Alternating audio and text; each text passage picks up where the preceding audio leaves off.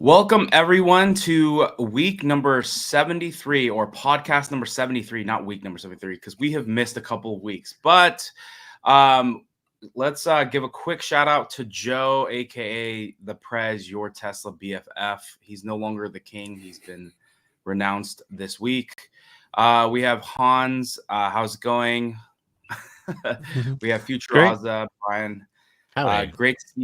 Great to see you guys. Shout out to Joe for always putting together such an amazing deck and of the topics for the week. Was it a boring week, guys? You tell me. Yeah, there's really nothing happening. This is a grind. No, it was a big news week, just not for Tesla. I didn't catch any headlines. Yeah, Did anything? There's nothing about that. Anything happen? There never is, you guys. That's why we're never here. Yeah, I was joking. We were literally just talking about this amongst the four of us. How imagine any other company that has this amount of news, right? I mean, it's crazy how much Tesla is just involved in so many different things and growing. It feels like in so many different ways, and yet we literally have a podcast. I mean, the amount of influencers and content creators that are doing Tesla stuff now is just more than ever, right? Yep. All right, well, let's just jump into it. So this week, the stock lined up only a 1% year to date. And we are at $251 last week. We were at $265. I think overall, the market has kind of softened in the past week anyway. So I don't think this is Tesla specific. So, I think Hans, shout out to you. You're like, man, I'm really hoping that, Ashok and the team will give an update, but you asked and they delivered. I don't know if any, I can take lead on running us through, I think, some of the key highlights here. And then we can just get your guys' impressions. So for October, we're expecting unpark, park, and reverse in FSD. V version 13, 6x improved between necessary interventions. The key call out here is that they're trying to solve FSD unsupervised in the V13 series. Yeah. So this is going to be huge. And then I think, wasn't there, I think there was actually another tweet with a couple more updates, right? Is that the one on the right? And yeah, you had the full list on the right, and then the addendum on the bottom. But I think Ashok was very. This is a very telling list of things. I mean, if you want to run through them all, but I mean, it's just like holy cow, this is you can tell if they complete these that you have a full path to unsupervised FSD. I think looking at this, I'm realizing what the problem is, with the kernels and backporting to AI3. You can see that some of these things are going to be kind of rough. Well, just because they use larger models to discover the solution doesn't mean that the models will have to stay that large forever. So they can figure out exactly how to architect the system, and then they can do optimizations and make it backwards compatible.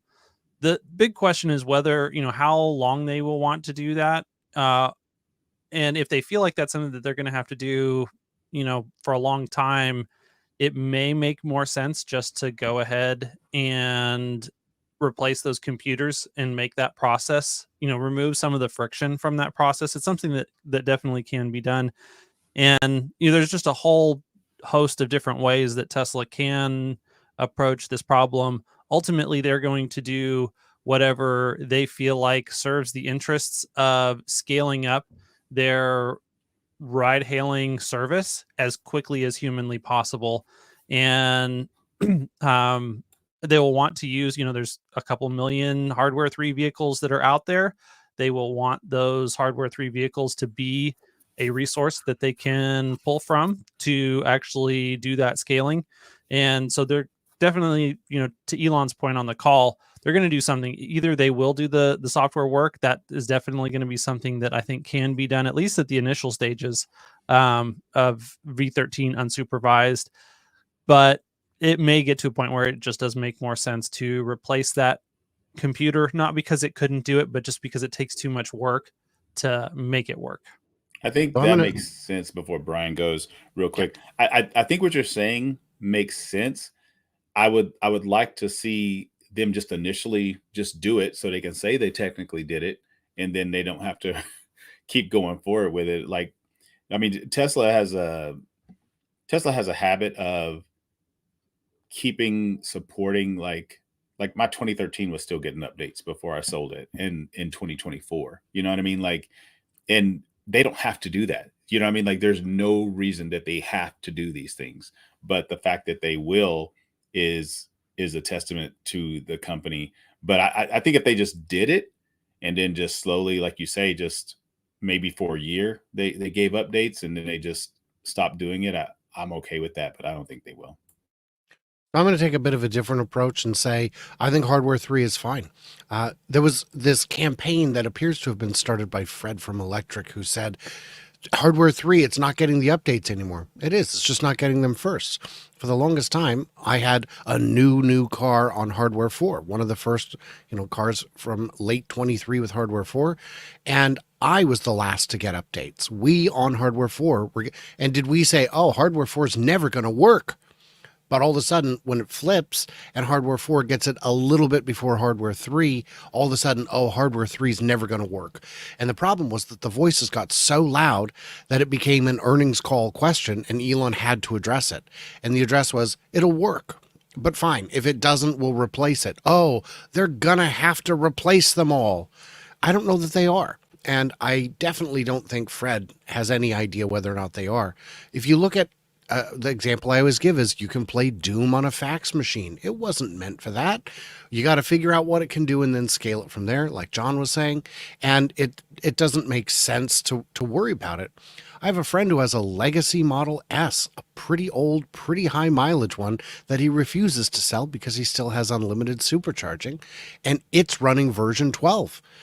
That's not exciting hardware he's got, but it runs it. So I am not worried about it at all. And I think a proactive move, if we're talking millions of cars, even at just $500, is over $1 billion. I don't think it's critical to do it just yet. Nice. Totally agree. Agreed. Yeah, I think, for me, I think the reality is, I think overall is that solving this autonomy, solving unsupervised FSD is a lot harder than we all expected. And I think that ultimately, in my opinion, hardware 3 obviously is important, but at the same time, like, they just need to solve this. We need to figure out, how do we get it so that the majority of the cars, especially if they're selling 500,000 a quarter now, if more, I mean, obviously, it's not easy to do that, but whatever's going to get us there. And then, obviously hardware 3 is important because there is a lot of cars out there on the road.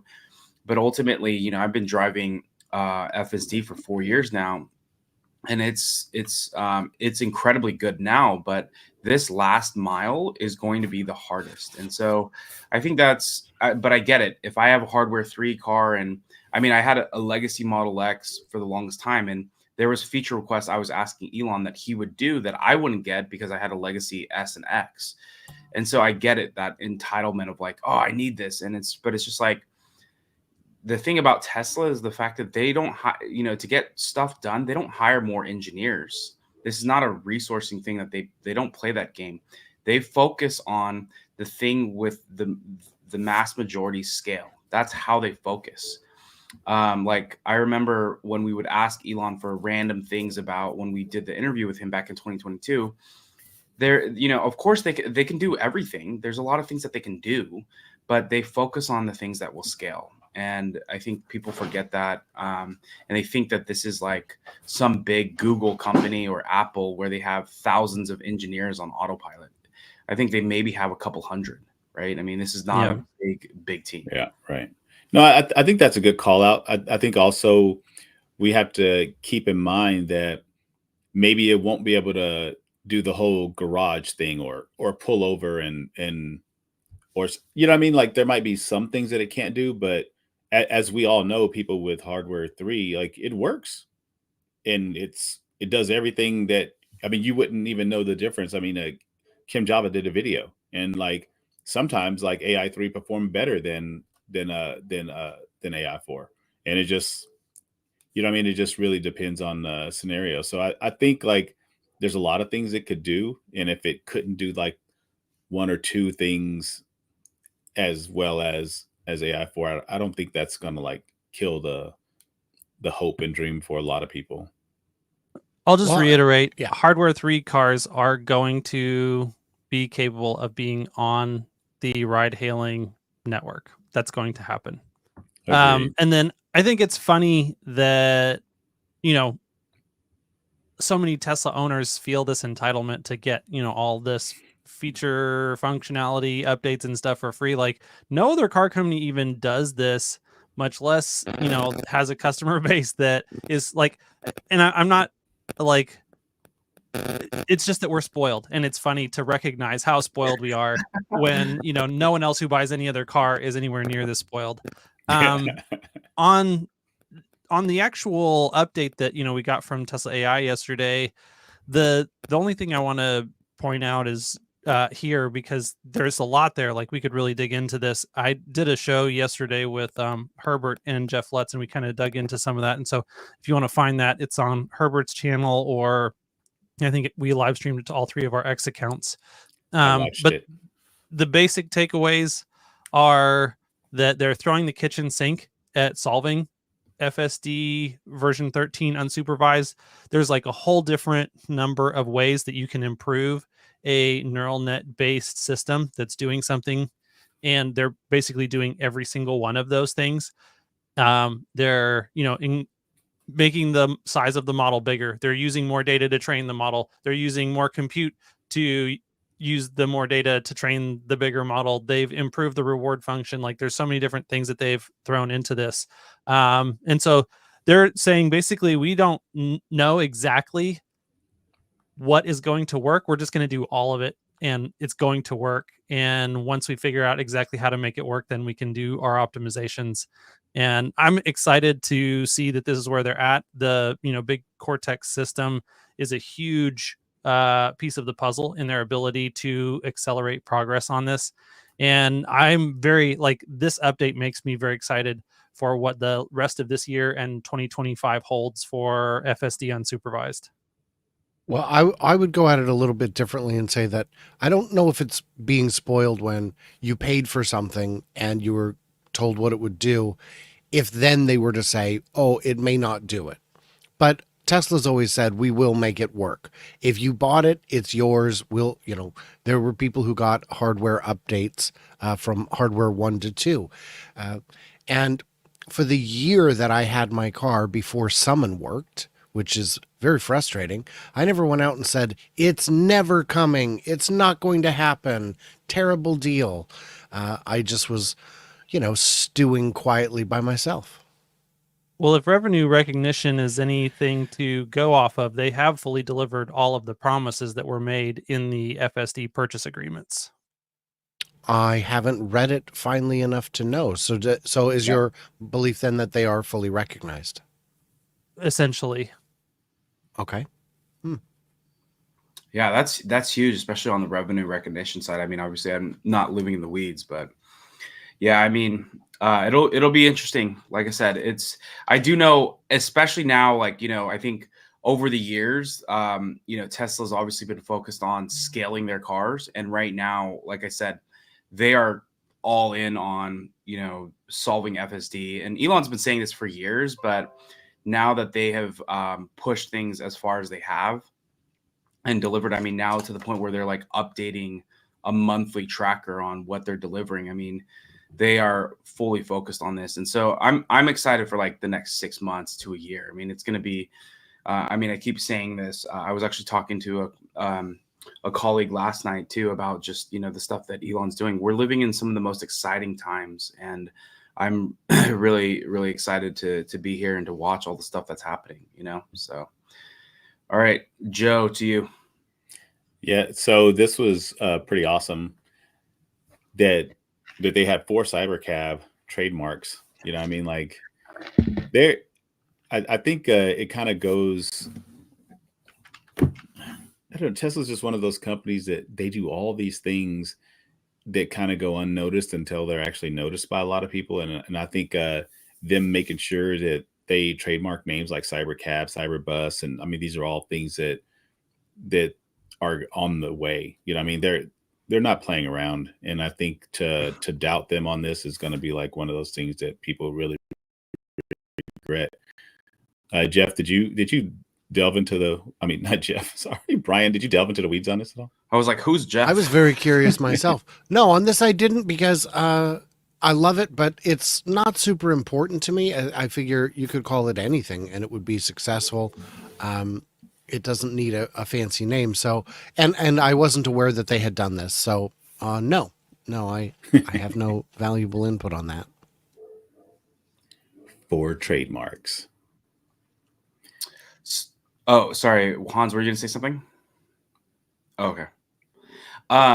So, I think this is really interesting. It's like Tesla just continues to, they don't take the status quo, and what would typically, be 200 connections.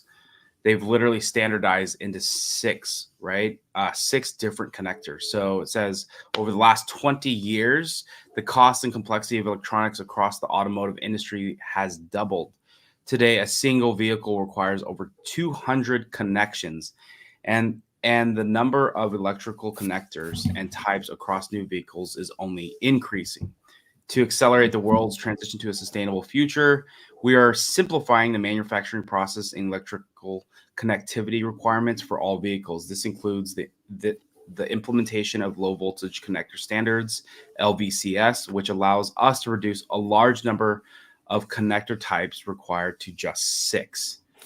I think for me personally, it's like, I mean, let me just pull up this, like there's 200 connectors and you divide that by 6. I mean, they literally reduced the amount of connectors by like, a 33x. They literally reduced it. It's just, I think that's just amazing that this company, again, continues to just, never taking just whatever the standard is and being okay with that. And so the fact that they're able to continue to set the bar. I mean, it's the same thing with the NACS. I mean, these guys are always looking for the most efficient things. So I just thought that this was cool. It's not a sexy new car or something, but it's just all the stuff on the back end that really just makes Tesla tick. And then also too, I think the big call out from the earnings was the amount of savings that this company continues to have on their cost of goods. And it's things like this, where it's literally reducing the amount of connections by 33x from the standard cars. I mean,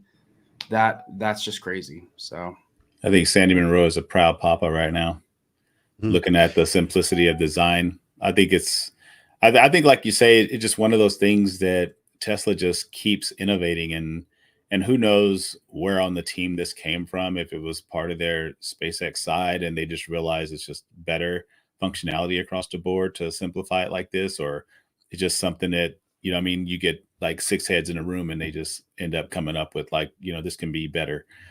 And so I think they're also looking at robotics, right, Brian? They're probably thinking about like simplicity of manufacturing. Absolutely. And always, if you look at the way they're able to actually just keep cutting and making things work better. I shared a comic in the private chat there of the XKCD comic problem. There's 14 standards. That's too many. We need to simplify.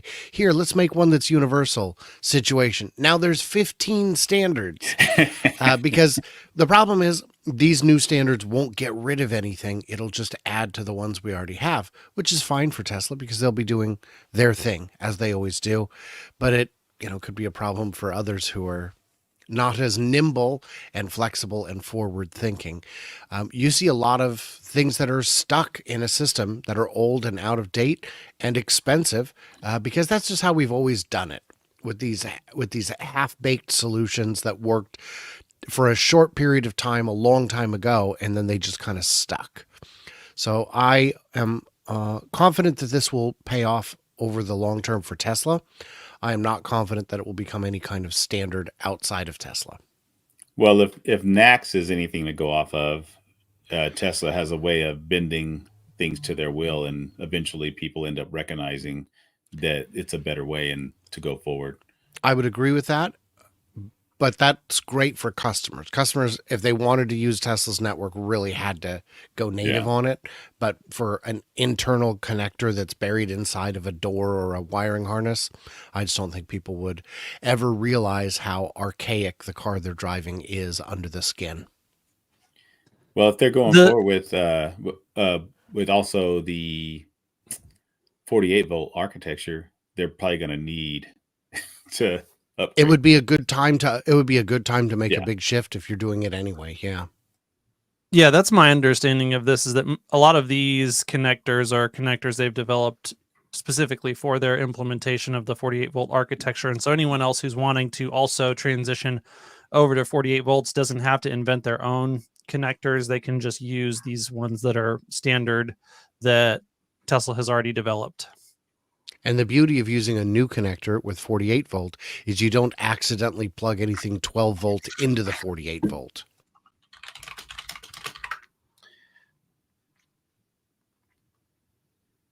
All right, Joe, I'm gonna pass this one to you.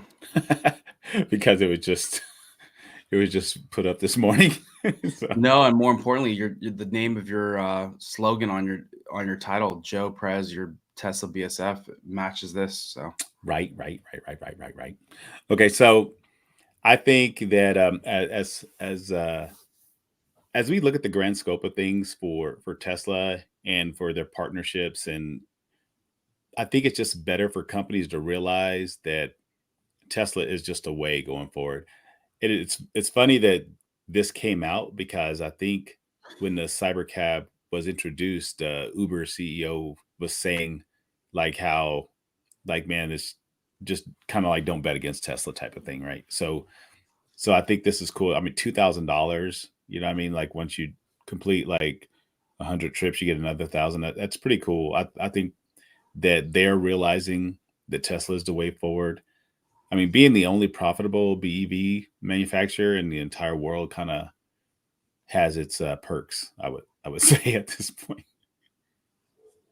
Yeah, I'd say it's FOMO. They've got the fear of missing out. If they're not going to get they need to get as many owner operators with Teslas on the network if they believe it's going to work.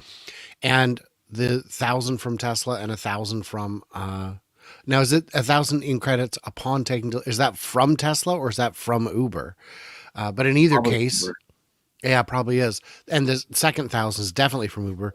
Yeah. And a lot of people will not get it. I know a lot of people who've signed up for Uber and Lyft, and they say, do this many rides, you get a bonus. Nobody hits it. I've met, I don't know if I know anyone who's ever hit it during the time, but even if half of them do, great. Uber just invested $1,500 to get more Teslas on the network at a time when they can see that this is a very cheap gamble to get some security.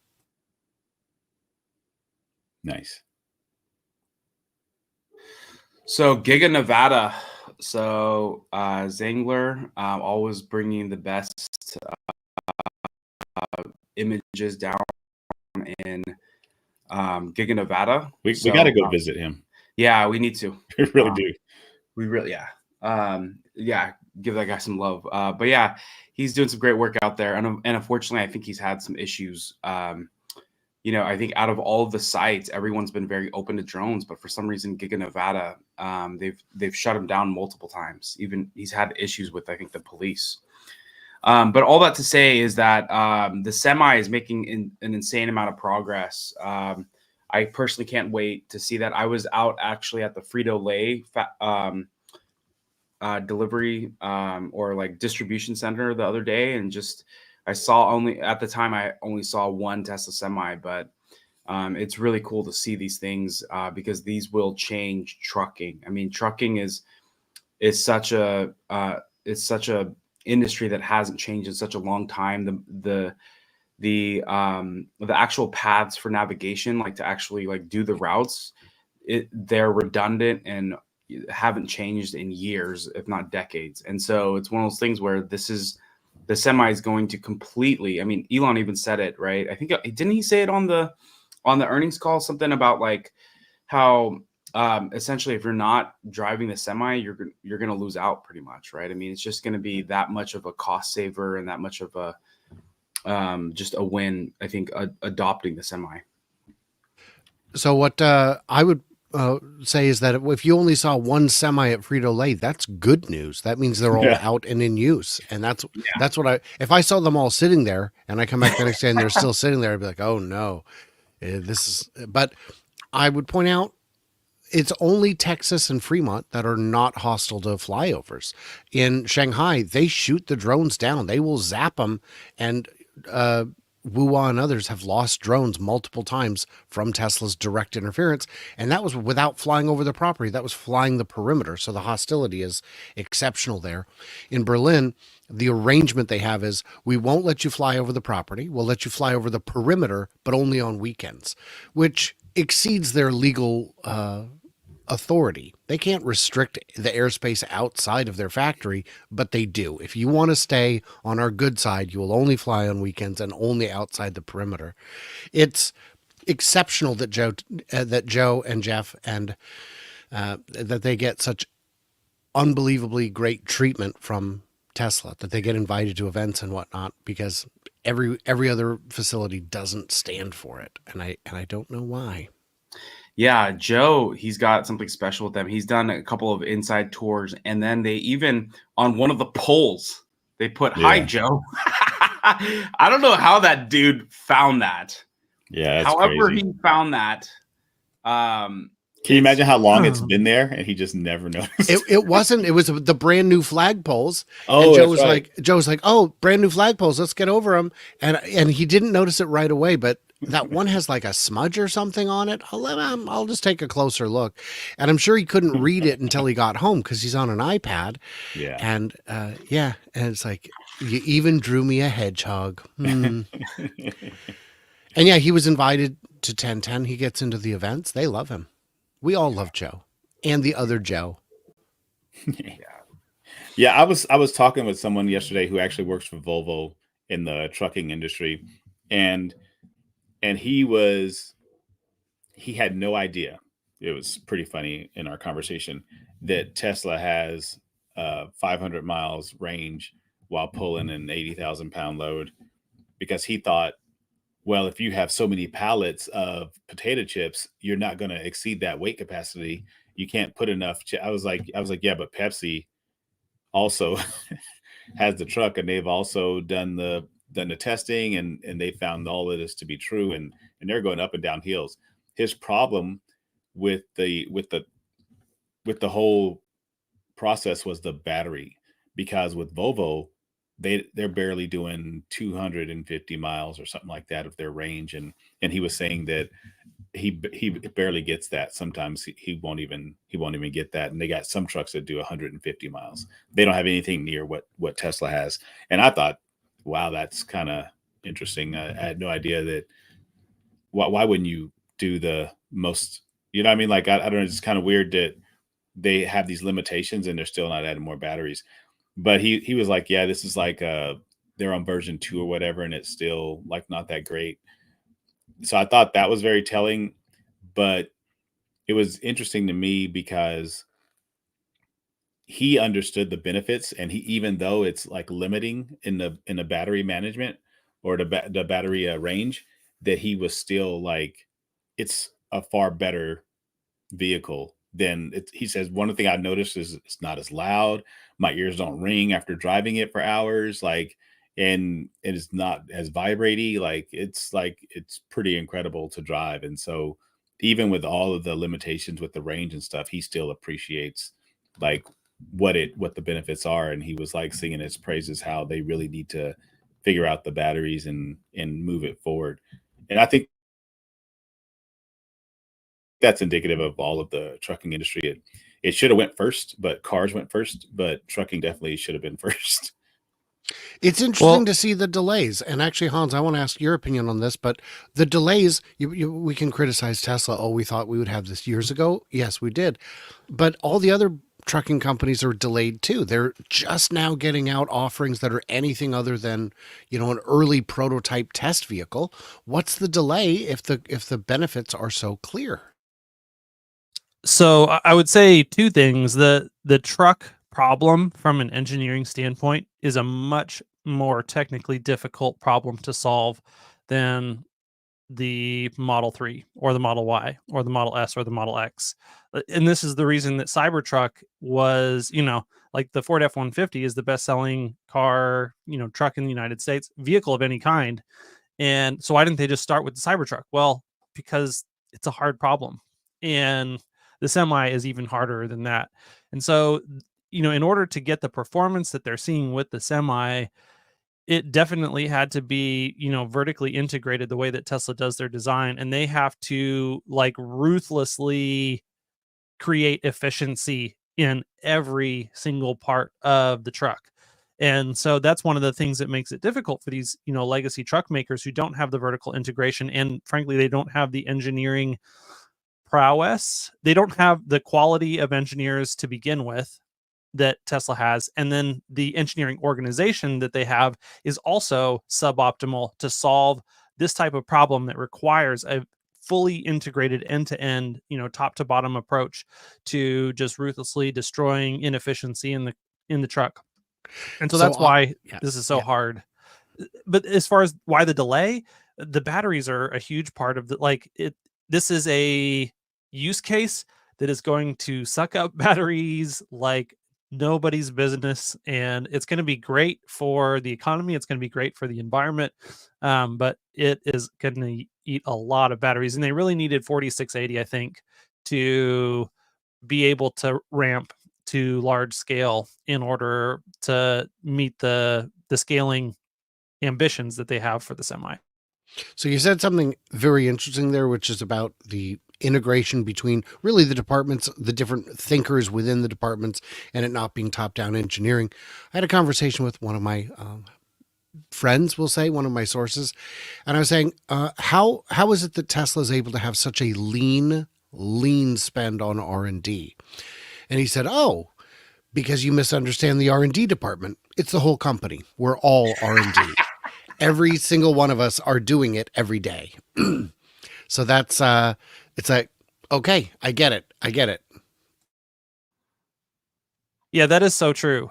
And, that's why Elon is part of the R&D department, because every week he's going, every time he is setting foot in Tesla, he's like, what's the hardest problem that we have to solve this week? We're going to solve it this week. And I'm going to sit here with the people who are solving that problem, and we're going to figure it the fuck out. And none of us are going home until it's done. Did you see that Mark Andreessen interview? That clip? Yeah. Tesla, SpaceX, XAI, all of it. This is a guy who is fundamentally in tune with everybody on his staff and understands every nook and cranny. He just doesn't understand every engineering aspect of his cars, but is also his rockets, also the freaking AI and the Colossus and Cortex. These are all things that he has deep knowledge on, and he's able to talk to each person about these things and figure out they can work through solutions. This isn't one of those situations where, let me talk to your manager, who's then going to trickle it down to the supervisor, who's then going to trickle it down to the shift lead, who's going to then tell the employee. No, he's talking directly with the engineer who's working directly on the problem. And that's how a lot of these things move fast. And I know that's... And that engineer works for the guy on the line who's building the thing, not the other way around. Yeah, exactly. Yeah, and really, if any, in the process you originally described where it goes either all the way up the chain or all the way down the chain, if anyone in there doesn't like it, it just disappears. It doesn't get passed on from there. Yeah, no, Tesla, I don't think I've ever seen an executive know every bolt and screw on a rocket or a car, or really their product. If you just take that example, put it on the product. So Tesla, that's how they innovate. That's how SpaceX is doing what they can. The SpaceX Starship 5 launch was probably the greatest engineering feat in the past half century, if not longer. Right. And so it's, this is the same person doing that is also trying to solve full self-driving. He's building Teslas and doing obviously a lot more things. So All right. So I think it's what 220 megawatt or 877 megawatt hours is finally online. And this is the largest mega pack battery in Western Australia. This is going to be $1.1 billion. I mean, it's crazy to see some of these online. I mean, Joe and I even know some employees that are out there making this happen. And these are people that even work at the Megapack factory in Lathrop, and they're literally in Australia making sure this thing turns online. So it's amazing to see them scale this. And I mean, my belief is that, and we saw it in the margins, right? Just the energy business, their operating margins, 30% or something like that, or the gross margin. And so when you think of the automotive business, I think there's almost unlimited demand for batteries and storage, right? So along with the solar panels and stuff. So it's impressive to see. I mean, shout out to freaking Australia, man. They're like leading the charge on all of this. It's going to be very interesting to see what happens once China starts making mega packs. But none of this was possible at a time when all this started. I mean, if you can remember just a few years ago when they were talking about making mega packs and stuff like that, and the watt hours and everything that they were talking about seemed so impossible. It seemed gargantuan at the time, but they are literally making at like 5 years ago, like you're talking what's in most mega packs, especially like something like this, was more than the world was even producing in batteries just a few short years ago. And they're doing it like to just scale up this one client. Like it's crazy to think about. The other thing to remember about Megapack is that it takes time to get paid. You will ship them, but you don't get the full. You get some payment when it ships, some when it's put in place, and some when it's electrified. Well, that 30% margin we saw, it's not going to be consistently 30. It's going to be a noisy number. It's going to be lumpy. But when do you get that final payment again? When it electrifies. That one you just showed has electrified. Those numbers are going to be counted in this quarter. So, yes, it may be lumpy, but I suspect Q4 is going to be pretty strong for energy. Yeah, and I think that goes to say like why Elon was talking about how this is going to be more profitable than the car business. Is once you start to realize these numbers, I mean, selling a mega pack is equivalent to selling like 10 to 20,000 freaking Model Ys. Like it just makes way more sense. You sell a few of these and you're good. Yeah. And then the other thing that we can add in here is, it definitely did not slip my notice that they used a large installation of mega packs outside of the Colossus data center in Tennessee for xAI's training compute. And Elon has talked about the fact that, we're rapidly approaching the point where chips are not the constraint for growth in data center AI, that it's really going to be transformers and power. And for them, instead of dealing with, hey, we need the power company to provide us with this exact type of power at this quantity and it needs to be perfectly clean and all that stuff, they're just like, you know what, forget it. We're not going to deal with letting someone else, control our power input to that level. We're going to put a big fat bunch of mega packs in between us and the power company so that the power company can do their best job that they can do to provide us what we need overall, but how they supply it. And there's all sorts of other factors in, how that energy gets supplied, that they just fill up the batteries, and then we make sure that the output from the batteries into the data centers is exactly what we need, exactly how we need it. And it really simplifies the installation process for that overall data center. And I don't think that that's going to go unnoticed by other large data center people who are, making them, or whether it's Google, Amazon, Microsoft,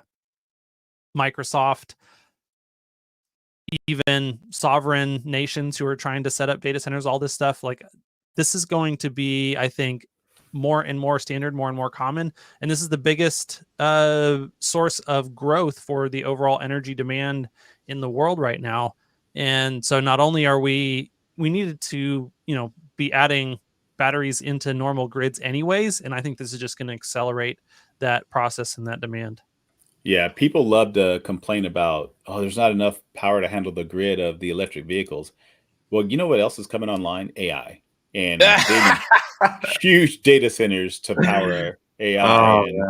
And that power's got to come from somewhere. And the more you start to think about where Tesla is freaking uniquely situated, they are able to do these mega packs. They're able to, there's so much. And I think that's going to be a shift for the analysts once they realize that, okay, yeah, they're not really just a car company. I think it's starting to happen now, but I don't think they really truly see it until the numbers start to shift in that focus, because Tesla can supply anybody, their competitors and everybody with batteries to maintain their data centers. And that's just like, I mean, there's like something big that's going to happen over the next few years. And it's crazy to think about. It gets nutty when you start thinking about the numbers like that.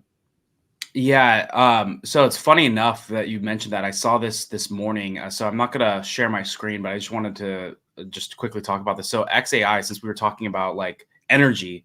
So in Memphis, it looks like the Tennessee Valley Authority Board will have to consider, they'll have to have a whole board meeting because they need to sign off on projects that require more than 100 megawatts of power.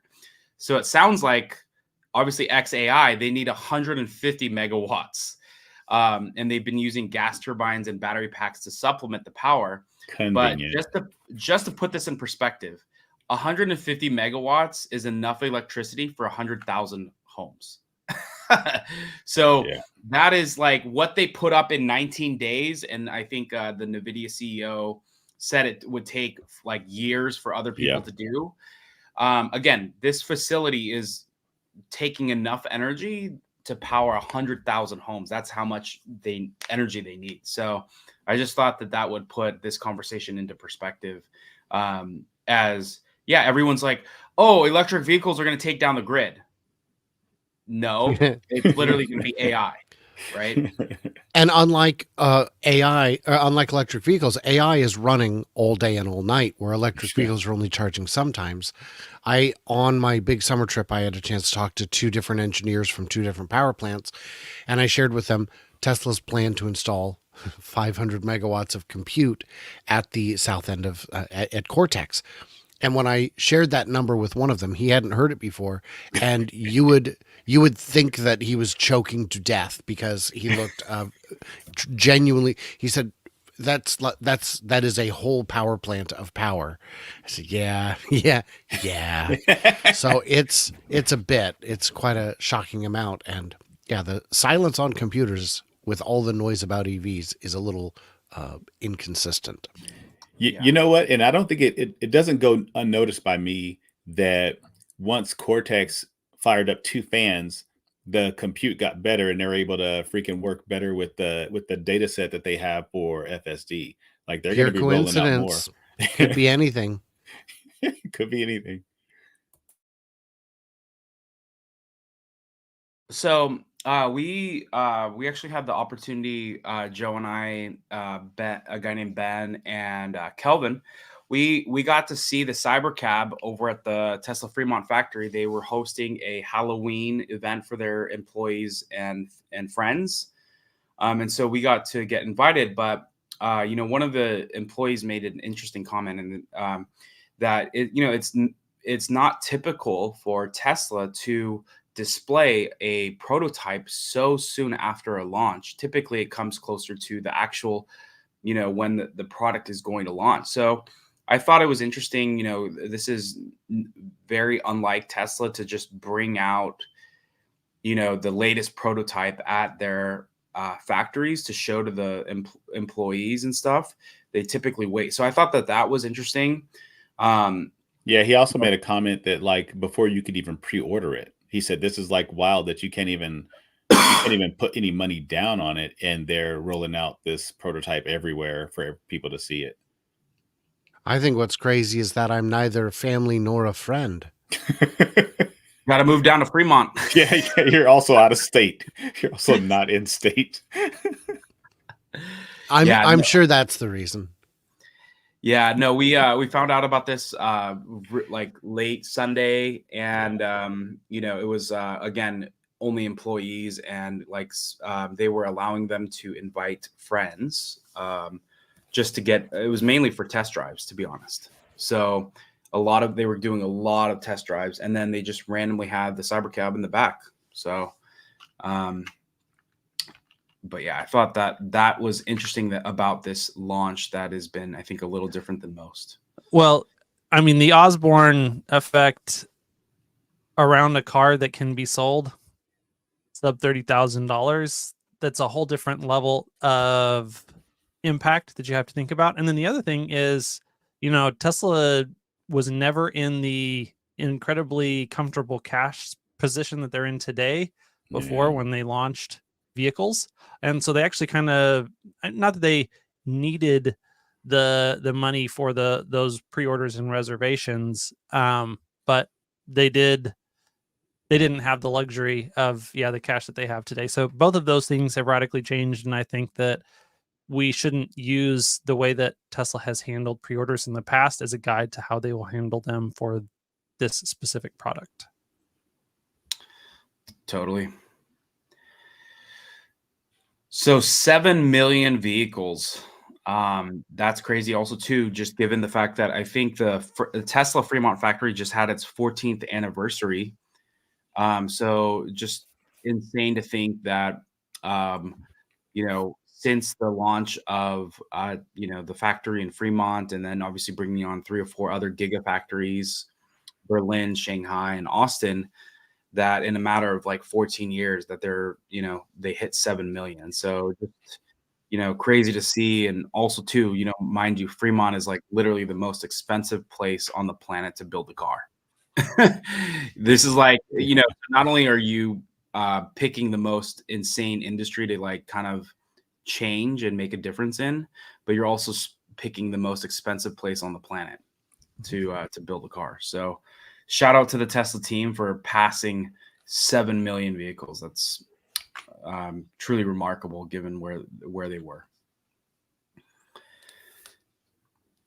So one other thing too, Joe, I'll pass this to you since I know you have a Cybertruck. It's true. I'm a veteran Cybertruck owner. I've had one the longest time. It's like old hat. Anyway, super embarrassing that you brought that up.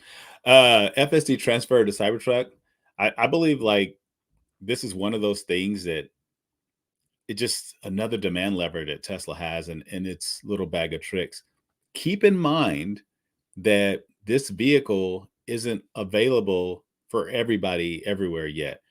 Like you're just now getting it in Canada and in freaking Mexico, the Foundation series. So for them to be able to roll this out here in North America, and already like Tesla's eclipsing the sales of like every other electric truck. It's like this ugly truck that nobody wants apparently is doing what everybody thought it couldn't. So it's pretty wild to see.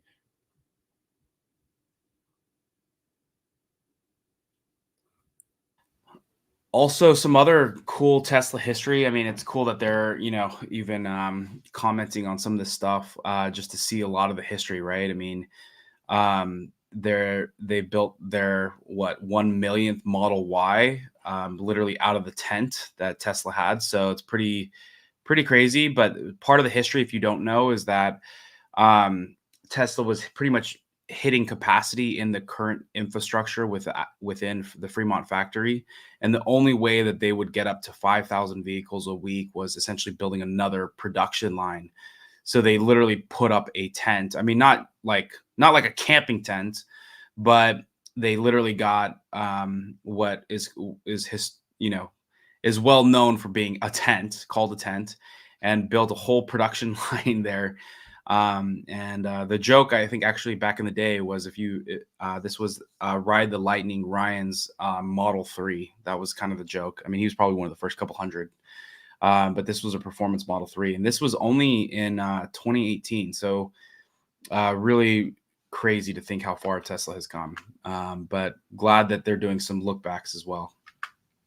Yeah, I think this is monumental because, man, for those of us who remember like all the hate about this being just a tent and how could they do this, and not understanding that Tesla is a by any means company. Like, however they can get it done, they're going to get it done.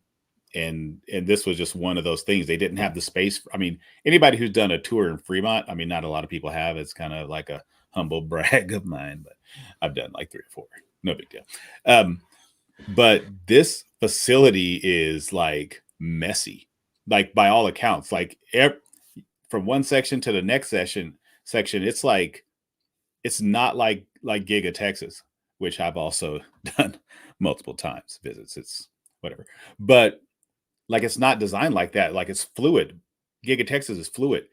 Fremont is not fluid at all. Like, it's like one thing over here to the next thing over here, and it's like in patches. So they realized they needed the space.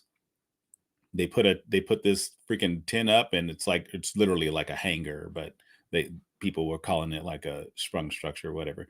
But they put the tin up because they needed the space, and they couldn't build onto the freaking land another, like, what would take, as we're seeing like with the years, especially with the regulations and how things move in California. So they were like, yeah, let's just put up this structure and just freaking do it.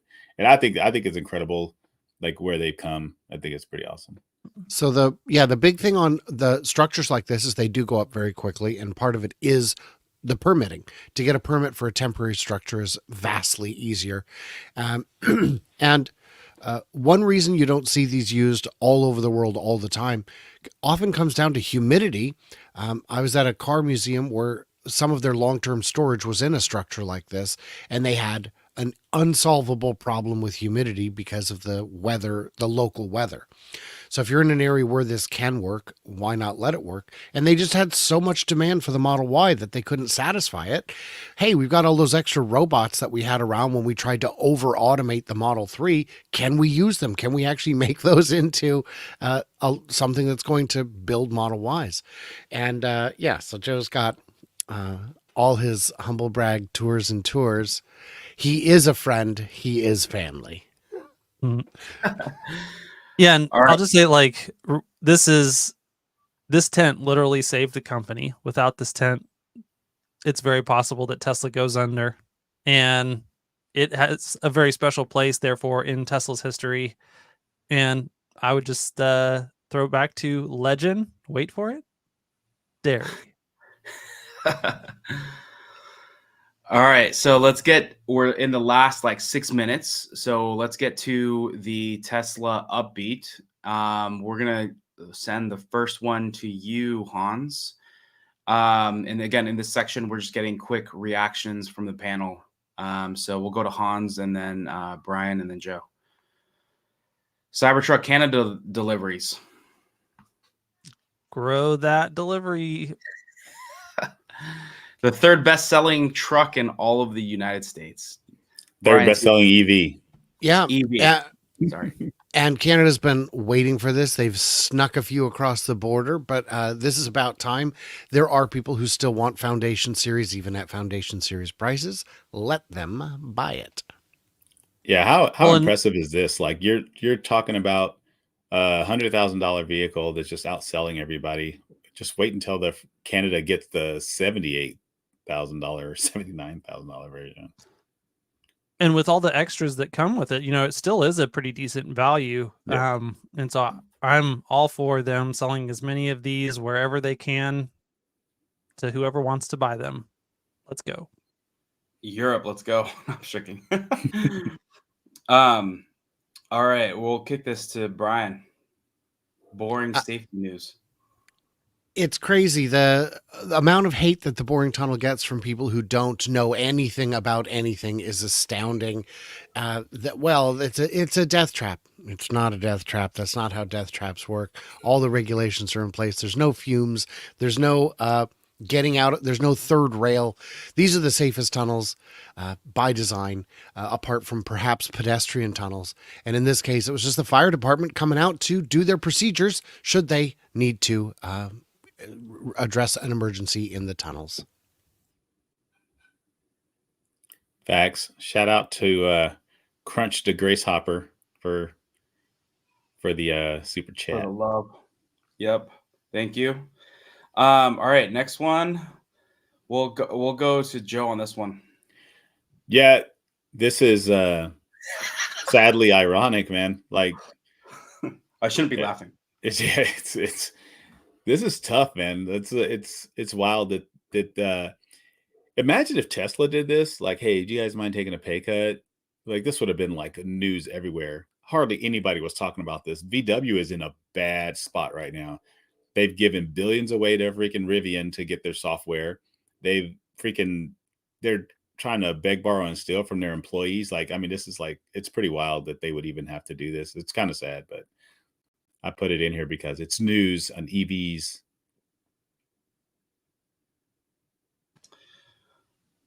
Next one, I'll do this. I'll do this one. Ford idles Lightning for 2024. Ford to idle F-150 Lightning EV plant in mid-November for the rest of the year. Am I shocked? No. Personally, I mean, I know I have a lot of friends that have F-150 Lightnings, but honestly, like when I've gotten in one, this is, it feels very much like a current F-150 truck.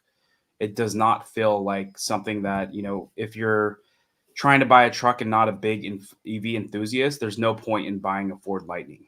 It's not throwing hate here, but it's not an enticing product, to be honest. And so for me, like the Cybertruck is just, you got steer by wire, you got full self-driving on the truck now, it's bulletproof, you have four-wheel steering. There's just a lot of things like that just stick out and make the whole driving experience for a truck a lot better. So it's disappointing because, Ford has been one of the leaders on this and they still are. But it just goes to show that, I think, the product is not enticing enough for other gas truck owners to buy it. So my only pushback on this, before Brian goes, my only pushback on this is that Ford did exactly what Ford should have done. I think they needed to make a truck that was electric that just happened to look like an F-150. Maybe they just didn't market it well to those people. I mean, there's generational people that only buy Fords. You know what I mean? And I talked to a guy like, I think like a week ago, like that's all his family's ever done, from his grandfather to him. And that's all they've ever, and he had no idea what a Lightning was. No idea. So, I mean, that's kind of crazy to think about, that his whole family is only bought Fords and he didn't even know about the Lightning. He's like, it has how much range? And yeah, I mean, that's on Ford, but I think they needed to do this. I think they needed to make just a truck. It just happened to be electric. I agree with both of you. Ford spent 10 years convincing their buyers that that you do not want electric. And then they turned around and made something electric and said, maybe you do. And to John's point, I think they said what they did is they made an F-150 that's a little bit better. It's a little bit better. But if you don't like F-150s at all, you don't care how much better it is. I don't want one. So you can't cross over and get buyers from other segments as easily. The original target for this for the year was supposed to be like 163,000, maybe 166. They scaled it back to 83,000. Now it's going to be in the 30s. That's very disappointing, and I hope that whatever they're doing in the Skunk Works project is going to pay off. And this is a truck that was out 2 years prior to freaking the Cybertruck, and Cybertruck has already sold over 30,000 vehicles. So yeah, that's crazy. All right. We are at the top of the hour. Joe, you want to finish us out with this one? Cortex, give this to freaking Hans. Hans, to you. Big freaking AI brain will solve big freaking AI problems. Love it. All right. Well, we are at the top of the hour. Truly appreciate your support. Shout out to Joe for the deck. But please patronize all of our regular hosts. They give up an hour during their week. And so please follow Hans C. Nelson, his YouTube channel, also his profile on X. Same thing with FutureAza. formerly My Tesla Weekend. Follow his YouTube channel. He drops 2 or 3 videos a day, so he will keep you updated on the latest. One of the best forecasters and people on the ground who know what's going on. He has traveled to a lot of the factories, even Mexico, the Future Factory. And then Joe, enough said about him. He's the prez. You can say more. Well. Feel free to say more. No, I'm trying to keep it short on purpose. So thank you again for tuning in, and we will catch you all next week. Have a great week, everyone.